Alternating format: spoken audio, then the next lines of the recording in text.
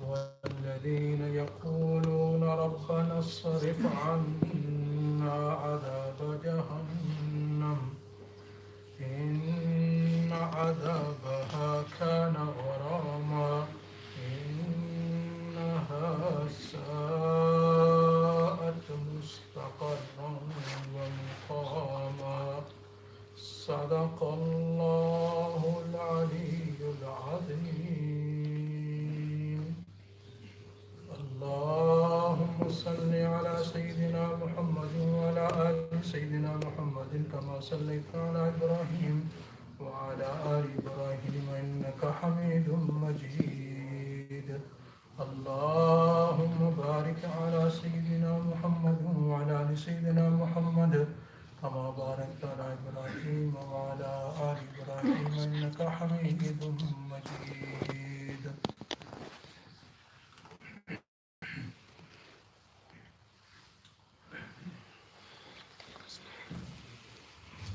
Before I start explaining these verses which I have recited before you, I would humbly ask all of those who are in the masjid at this very moment to please come and join us in this circle of tafsir. I've recited few verses from Surah Al-Furqan. And in these ayat karima, in these verses, Allah subhanahu wa ta'ala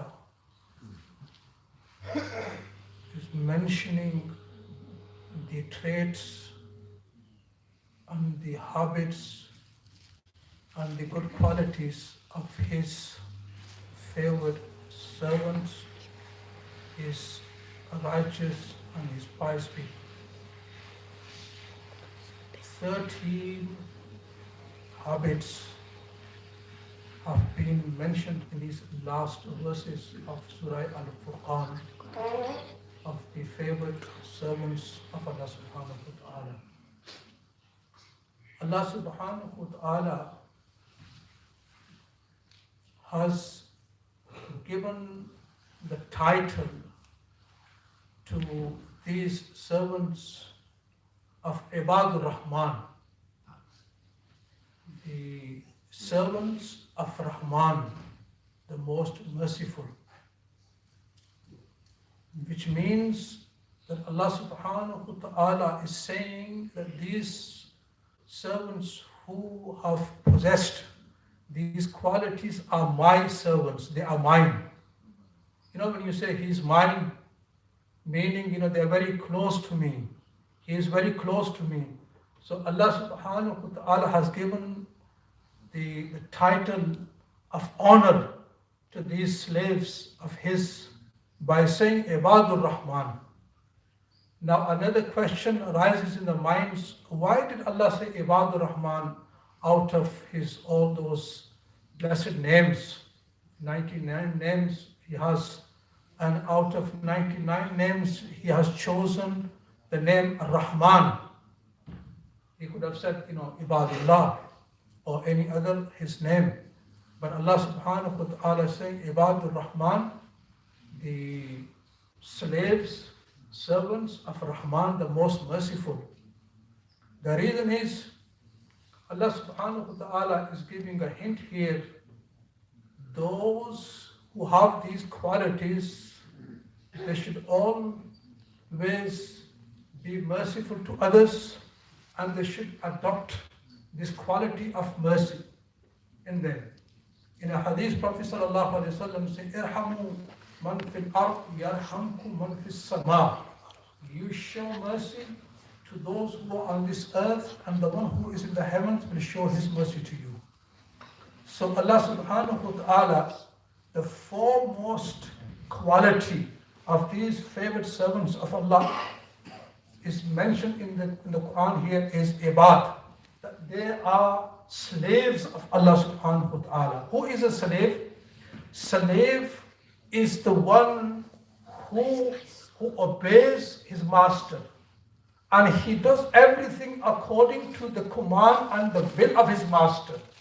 So therefore Allah subhanahu wa ta'ala is saying these servants who have adopted these qualities, the foremost quality of theirs is they are ibad, they are my slaves, meaning their thinking, their views, their deeds, their action are all according to the command and the pleasure of Allah subhanahu wa ta'ala. So this is the foremost quality of these servants is ibad, that they are the slaves of Allah subhanahu wa ta'ala. The slave, the abd, he doesn't go against the pleasure and he doesn't go against the will of his master. Whatever the master wants or requires from him, he does it.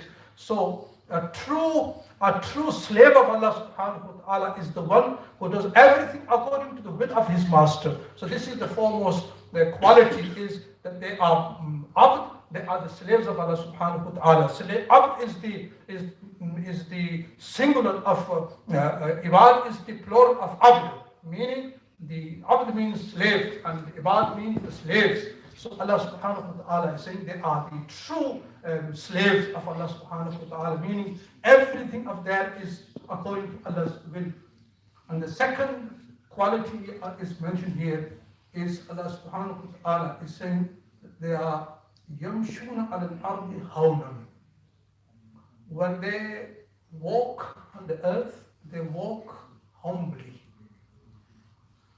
They don't walk with pride and arrogance, but when they are walking, they walk with humbleness, meaning the humbleness, the tawadu is in their hearts, and also it appears when they are walking. From the walking, one can say that this person, he has a humbleness. He is not arrogant. He is not walking with pride.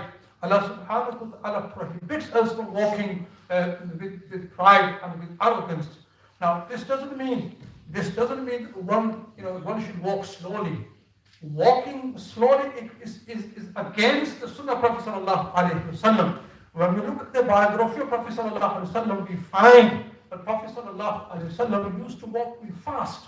One of his companions, he mentions that I have not seen anyone walking faster than Prophet sallallahu alaihi wasallam.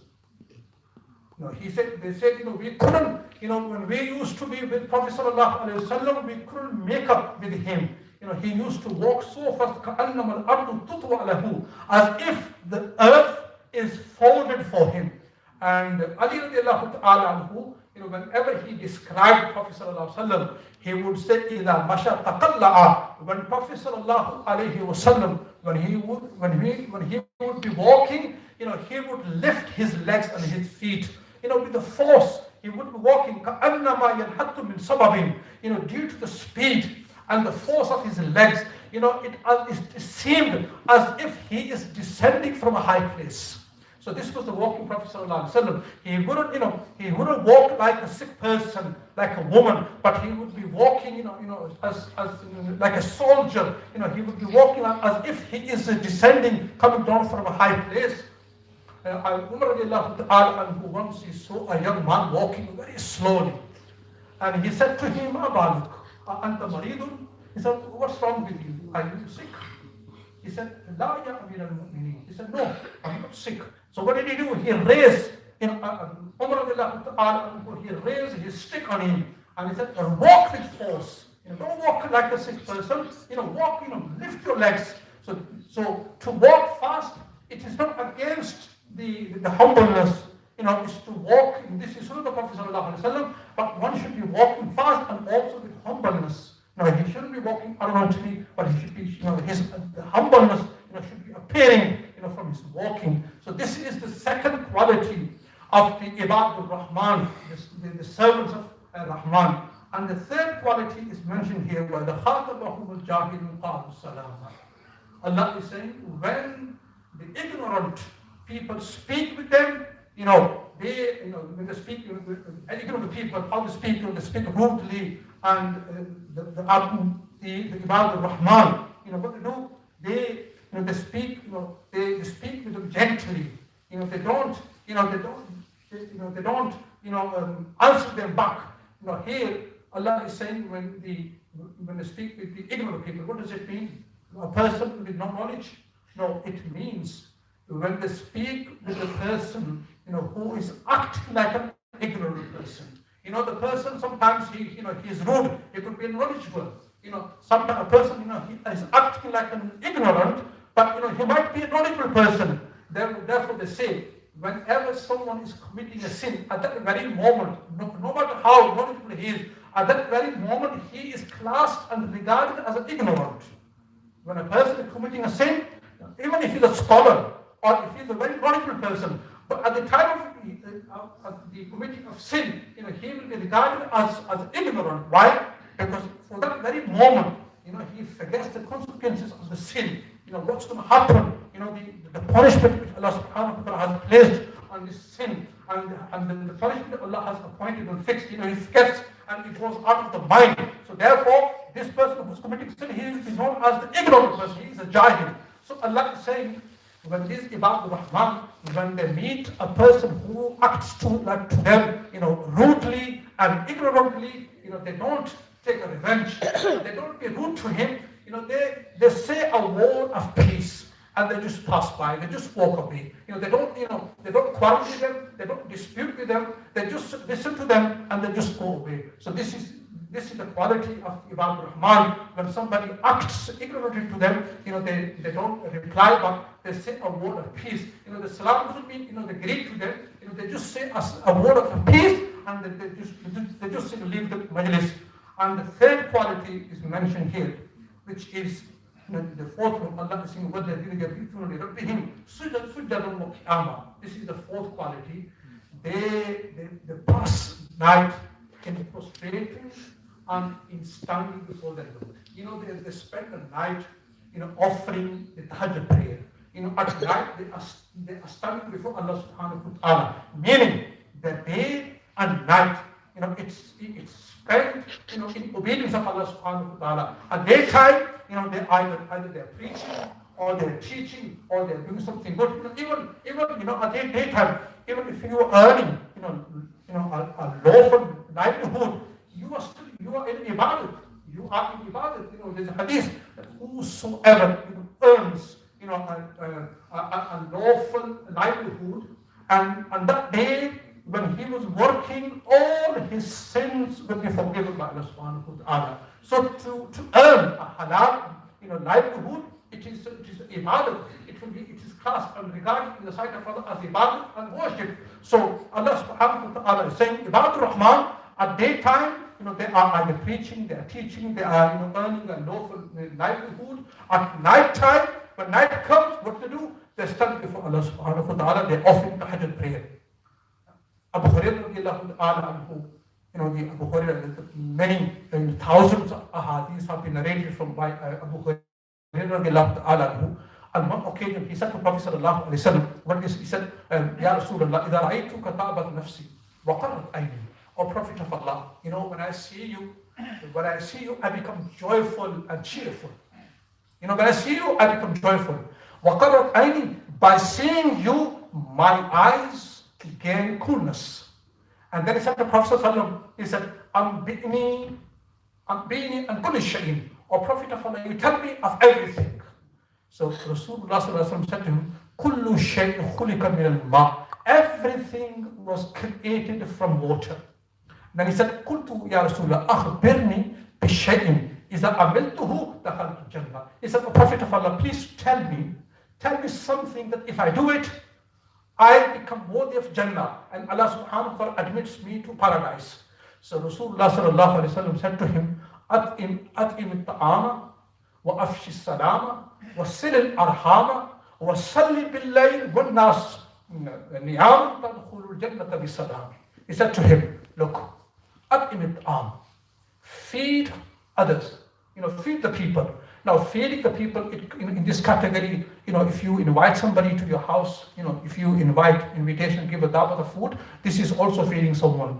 Or if you give someone, if you send your money to a poor person, destitute person, this is a feeding. Now, sometimes, in this country, especially in which we are, sometimes, we can't find a destitute person. What you should do, you should keep a jar at home, and every day, keep on, putting money in the jar. Or people think, sadaqah is only to the human beings. No, sadaqah can be given to the animals. When you feed an animal, you're giving charity. You're giving charity. You're giving sadaqah. Now, the easy way, to give a charity, give sadaqah to animals. You will find so many carts, wanting the streets. Feed them. You will see the birds flying. Feed them. This is sadaqah. The ulamas, the pious people, they say, when we give a sadaqah, and the person we give sadaqah to him, we want him to do dua for us. I heard the pious people say, when you're giving a sadaqah, when you're feeding an animal, even request the animal to make a dua for you. These animals, we see, they can't speak. The birds we see, they can't speak. The carts we see, they can't speak. The animals we see, they can't speak. But they comprehend what you say, and they make dua. One pious person, when he passed away, and Allah subhanahu wa ta'ala asked him, what have you brought for me? What have you brought for me? He said, I have brought a tawheed. Oh Allah, I believe in you, oneness of you. He said, you talking about tawheed? Once, you are a stomach ache, and you said, I have a stomach ache because I have drunk such milk, and because of drinking of milk, I've got this stomach ache. This is tawheed you're talking about? Then Allah said to him, anyhow, I have forgiven you because of one thing, and that is, on one night, a small kitten was outside in the cold, and you brought it inside. That kitten made a dua for you. That, oh Allah, you forgive him because of that kitten, whom you brought to inside the house, I have forgiven you. So the sadaqah, Prophet said to him, the at'im ta'am, feed people. It could be in many forms. You can give it to your friends or destitutes, animals. And the second thing Rasulullah said to Abu Hurairah radiallahu ta'ala, afshi salam. Give salam. Give salam to the one whom you know and the one you don't know. Give salam when you go home. Give salam to your family members. And if there is nobody at home, even still give salam. There are some creation of Allah who will reply you. The angels are there, the jinnats are there. Give salam. Keep on giving salam. And I've mentioned this hadith. This hadith has been mentioned that the Prophet said, whosoever gives salam, Allah subhanahu wa ta'ala increases his lifespan. Allah subhanahu wa ta'ala, whoever gives salam, the person who gives salam, to everyone, Allah subhanahu wa ta'ala, due to the barakah and the blessing of salam, giving greeting, Allah increases his lifespan. So Abu Hurairah radiallahu ta'ala, who was told by the Messenger sallallahu alayhi wasallam that the afshi salam, spread salam, give salam to everyone. And then he said, wasil arham. The third thing is that be kind to your relatives. Be kind to your relatives. And then he said to him that the wasalli billayl, and at night offer the tahajjud prayer. وَالنَّاسُ يَنَامُ, while the people are sleeping, تَدْخُلُ الْجَنَّةَ بِسَلَامٍ, you will enter the paradise with peace. You will enter the Jannah with peace. Now, tahajjud prayer is something, here mentioned, is something that it requires, a lot of effort. Why? Because at night you're sleeping. It's a time of rest. All day long you've been working, and at night you're sleeping. Now, if you sacrifice your sleep, and if you sacrifice your rest, and then you stood up before Allah subhanahu wa ta'ala, Allah really appreciates it. Because you've sacrificed your rest for the sake of Allah subhanahu wa ta'ala. And secondly, it rules out the possibility of showing off. Sometimes, there's possibility you are standing in masjid. There's possibility you might be showing off. You're showing your prayer to others. There's a possibility if you've been having, you're showing to others. But I'm telling you one thing: nobody will wake up at night to show off for this. When a person wakes up at night, in the middle of night, who wakes up, who sacrifices his rest, his sleep, he is not sacrificing for showing off his family. He is really doing it for the sake of Allah subhanahu wa ta'ala. So Allah subhanahu wa ta'ala is saying, Ibadur Rahman. Ibadur Rahman are those who spend their night in tahajjud prayer. And let me tell you the benefits of the tahajjud prayer. Rasulullah sallallahu alaihi wasallam said in a hadith, Alaykum bi qiyamil layl. remain steadfast to your night prayer. Don't miss it. فَإِنَّهُ دَأْبُ صَالِحِينَ قَبْلَكُمْ. It has been the practice of the righteous people before your time. The people have been before in the past communities. All the pious people used to offer the tahajjud prayer. And then he said, وَمَقْرَبَةٌ لَكُمْ إِلَى رَبِّكُمْ. It will bring you very close to your Lord. Tahajjud prayer will bring you very close to Allah subhanahu wa ta'ala. You will become a muqarrab. You will become very close to Allah subhanahu wa ta'ala. And the third thing Rasulullah said regarding tahajjud prayer, he said that the وَمَغْفَرَةٌ لِلسَّيِّئَاتِ. Allah subhanahu wa ta'ala will forgive your sins. It will become cause of your forgiveness. Allah will forgive your sins. And he said, وَمَنْهَاتٌ عَنِ الْإِثْمِ. It will, in a daytime, it will keep you away from the sins. This is the impact of the tahajjud prayer. It will keep you away from the tahajjud, from the sins. And also, وَمَطْرَدَةٌ لِلدَّاءِ عَنِ الْجَسَدِ. Everybody wants to stay healthy. And this is the fact. Nobody can deny it. I want to stay healthy. You want to stay healthy. Here is the remedy. And the remedy is, Rasulullah is saying, Mataradatun lidda'i anil jasad, that the impact of tahajjud is, it will keep all the illness, sickness away from your body. You will remain healthy person. Allah subhanahu wa ta'ala will keep you healthy. So tahajjud prayer is something that has been practiced by all the pious people. And Prophet sallallahu alaihi wasallam, he said, the most virtuous fast after Ramadan is the fast of the month of Muharram. And the most virtuous and superior prayer after the obligatory prayer is the prayer of night, meaning tahajjud prayer. And in another hadith, Rasulullah sallallahu alaihi wasallam, he said that a moment in which Allah subhanahu wa ta'ala is very close to his slave is the moment of the last hours of night. Last hours of the night are the hours in which Allah subhanahu wa ta'ala descends to the first heaven. And there is a claim, a proclaimer makes a claim. He says, is there anyone on behalf of Allah? Is there anyone who wants to ask us? Is there anybody who wants to beg us? Is there anyone who is ill and he wants us to cure him? Is there anybody who is in difficulties? Is there anybody who is in need so that we can fulfill his needs, and if we can fulfill his, we can remove his difficulties? At that hour, Allah subhanahu wa ta'ala is announcing, come, beg me, ask me. I'm here to forgive you. I'm here to fulfill your needs. I'm here to remove your difficulties. So the last hours of the night are very blessed hours. And Rasulullah said, in a night, Allah subhanahu wa ta'ala has placed a moment. If any believer, believing man or woman, if any man or a woman asks Allah subhanahu wa ta'ala, makes a dua to Allah subhanahu wa ta'ala in that very moment, his dua will be definitely accepted by Allah subhanahu wa ta'ala. So tahajjud prayer, it was the sunnah of the Prophet sallallahu alaihi wasallam. And let me tell you the number of rakats of tahajjud prayer.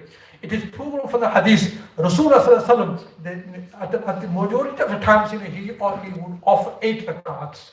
But also it is proven from the hadith, 6 rakats are also proven, 4 rakats are also proven. Meaning, you can read 4 rakats, you can read 6 rakats of tahajjud prayer, you can read 8 rakats. The maximum is 8 rakats.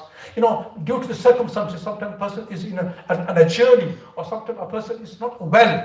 So the minimum rak'ats of tahajjud are 4, and the maximum rak'ats of tahajjud prayer are 8 rak'ats. So Allah subhanahu wa ta'ala praising his slaves, who stand at night, in the prayer, in tahajjud prayer before Allah subhanahu wa ta'ala, they make a dua, and there are so many other qualities. Inshallah, if Allah wills, in the coming majlis and circle we will mention, then we Allah subhanahu wa ta'ala accept our sitting here. Allah